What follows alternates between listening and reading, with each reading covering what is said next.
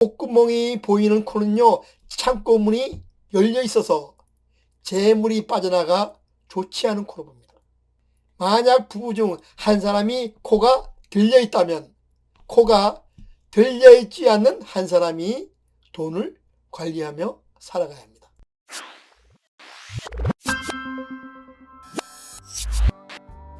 안녕하세요. 고전의 한수 엄태범태우입니다. 오늘 고전의 한수는요, 말년에 부자 되는 여자 관상, 이런 주제를 가지고 말씀을 드려보겠습니다. 관상학에서는 얼굴 각 부분은요, 서로 균형과 조화를 이루면 평생을 부자로 산다 그랬습니다. 특히 얼굴을 대표하는 눈과 눈썹, 코와 인중, 입과 턱이 균형과 조화를 이루어야 한다 그랬습니다. 그럼 말년에 부자 되는 여자의 관상은 어떻게 균형과 조화를 이루어야 하는지 자세히 말씀을 드려보겠습니다.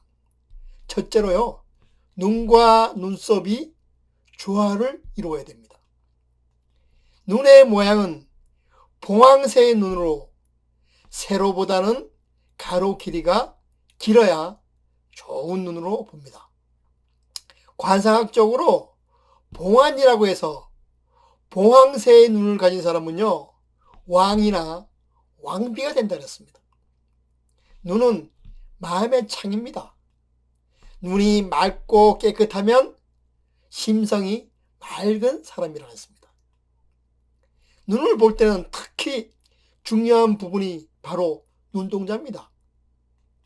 눈동자는 점칠 아니라 해서 새카만 눈동자에 빛이 나는 눈을 아주 귀한 눈으로 여겼습니다. 눈빛이 강하고 눈꼬리가 위로 향하면 추인력이 좋고 두뇌가 좋아서 많은 돈을 번다 그랬습니다. 주역에서 여성은 음체로서 남자에 비해서 양기가 다소 부족하다 그랬습니다. 그런데도 불구하고 여성의 눈빛이 강하고 기세가 있으면요, 양기가 보강되어서 사업을 하면 큰 부자가 된다 그랬습니다. 눈을 볼 때 반드시 같이 보아야 하는 부분이 바로 눈썹입니다. 눈썹은요, 눈에 우산이라는 말이 있습니다. 우산이 있어야 비바람으로부터 몸을 보호받듯이 눈썹이 있어야 눈을 보호받을 수 있습니다. 관상학에서는요, 눈은 곧 나 자신이며 눈썹은 나를 보호해주는 부모, 형제나 주변 사람들이라고 말할 수 있습니다. 관상학에서는 눈썹은요, 일단 눈보다 길어야지 재물복이 있다 그랬습니다.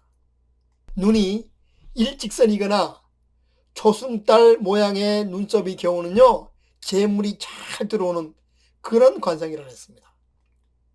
또한 두 눈썹 사이 미간의 공간은요, 엄지 손톱 2개 정도 들어갈 공간이 있으면 재물복이 많이 있다 그랬습니다.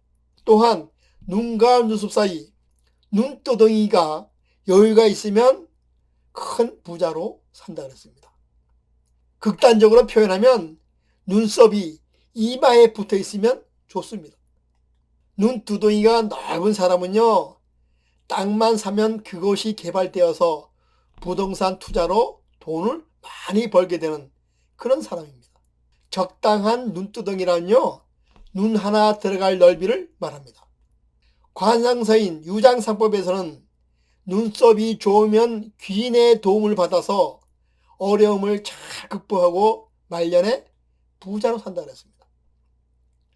결론적으로 눈과 눈썹이 서로 조화를 잘 이루어야 서로 도와주어서 말년에 부자로 살게 됩니다. 둘째, 코와 인중이 조화를 이루어야 됩니다.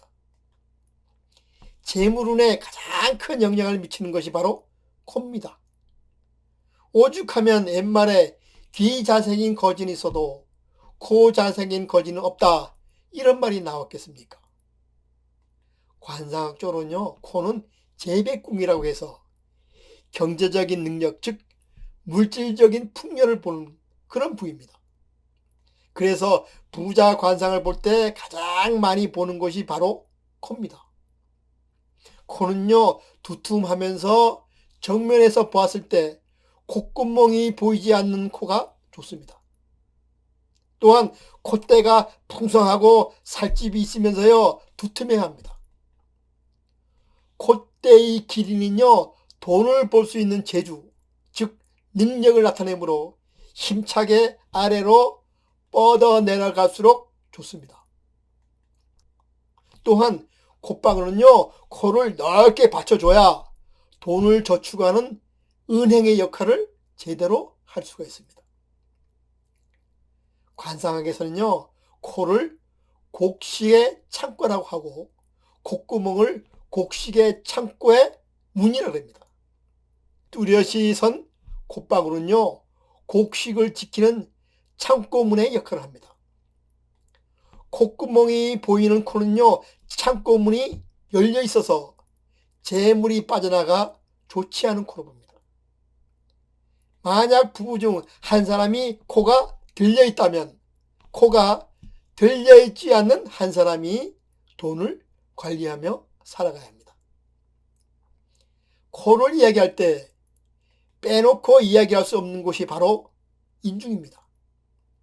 코가 아무리 좋아도 인중이 받쳐주지 않으면 소용이 없습니다. 관상학에서 인중을요, 강인 코와 바다인 입을 연결하는 수로, 즉 물줄기에 비유합니다. 이 수로는요, 아래가 더 넓고 깊고 길어야 물길이 시원스럽게 빠져나가 바다로 흘러들어가게 됩니다. 인중의 넓이가 위보다 아래가 좁으면요, 병목 현상을 유발하는 것과 똑같습니다. 그래서 강물이 바다로 가는데 잘 빠져나가지 못하게 됩니다. 따라서 물이 범람하게 됩니다.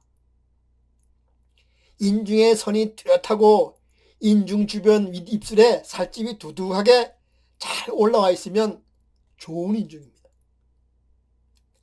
관상학에서 인중 주변의 살이 두꺼우면요, 식록복과 재물복이 좋으며 50대 이후에는 큰 부자로 산다 그랬습니다.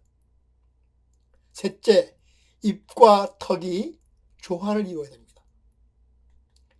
말년 운기를 관찰할 때 포인트는 바로 턱과 입입니다. 입을 감싸고 있는 턱은요, 둥글고 두텁고 단단해야 됩니다. 표준적인 턱의 크기는요, 이마와 같은 정도의 폭을 가진 턱을 표준 크기의 턱으로 봅니다. 턱은 말년운과 부동산을 담당하기도 합니다. 턱은 인생에서 본인이 얻을 수 있는 지위와 그리고 경제적 부를 상징하기도 합니다. 또한 턱을 노복궁이라 그래서요, 사람을 거느리는 능력을 보는 부위입니다. 또한 노년기의 삶, 즉 말년운을 보는 부위이기도 합니다. 남자는요, 턱이 넓고 둥글고 두터운 턱이 좋으며 여자는 둥근 형태의 유라인 턱이 재물복이 있는 턱으로 봅니다. 더불어 치아가 크고 가지런하고 배꼽 같으면 두뇌 회전이 좋아서 말년에 더욱더 큰 부자가 된다 그랬습니다.